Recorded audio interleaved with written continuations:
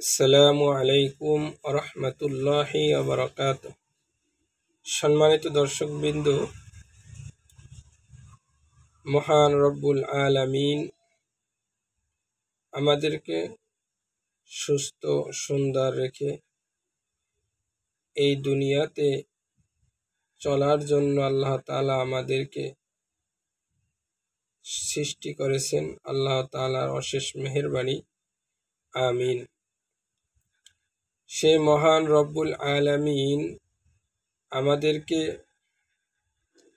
এই দুনিয়াতে শুধু আমোদ ফুর্তি খাওয়া দাওয়ার ভিতরে থাকার জন্য বলেননি।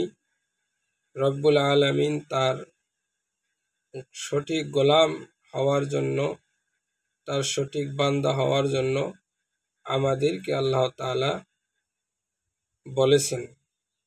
আমরা সেই মহান রব্বুল আলামিনের কথা এবং রব্বুল আলামিনের দেওয়া উপদেশ আমরা সঠিক মতো আদায় করতে পারি। আল্লাহ তাআলা আমাদের সকলকে তৌফিক দান করুন, আমিন। মহান রব্বুল আলামিন আমাদেরকে ছোট্ট একটি সূরা, এই সূরার ভিতরে আমার জীবনের সকল বিষয়ের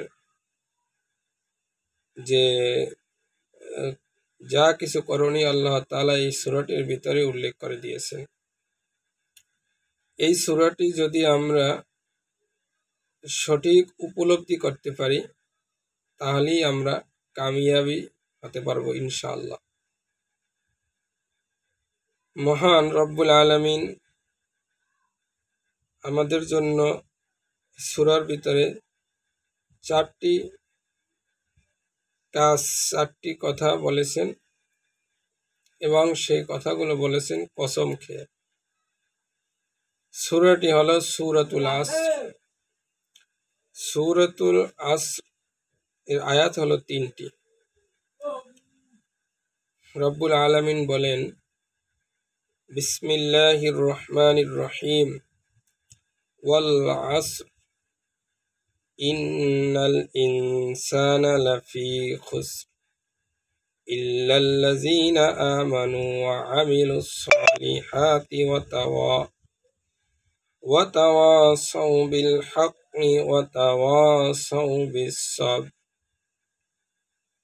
আল্লাহ তাআলা প্রথম আয়াতে বলেন ওয়াল আসর, কালের কসম বা সময়ের কসম।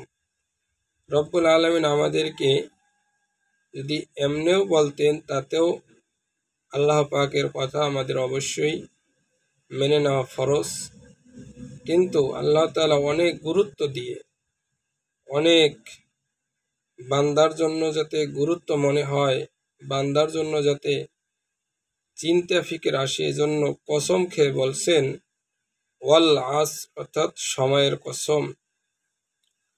ইন্নাল ইনসানা লাফি খুসর,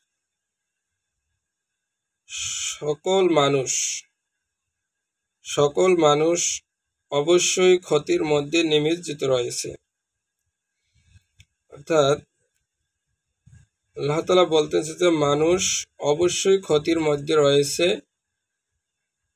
এখন কি ক্ষতির মধ্যে রয়েছে রব্বুল আলামিন বলতেছেন, ইল্লাল্লাযীনা আমানু, ওই সকল লোক ব্যতীত যারা ঈমান এনেছে। আল্লাহ তাআলা বলতেছেন এর ভিতরে একদল মানুষ ক্ষতির ভিতরে থাকবে না, তারা হইল যারা ঈমান এনেছে, ওয়া আমিলুস সালিহাত, এবং নেক কাজ করে, ওয়া তাওয়াসাউ বিল হক, এবং একে অন্যকে সত্যের উপদেশ প্রদান করতে থাকে, ওয়া তাওয়াসাউ বিস সাবর, ও একে অন্যকে ধৈর্যের উপদেশ দেয়, সবর করার উপদেশ দেয়।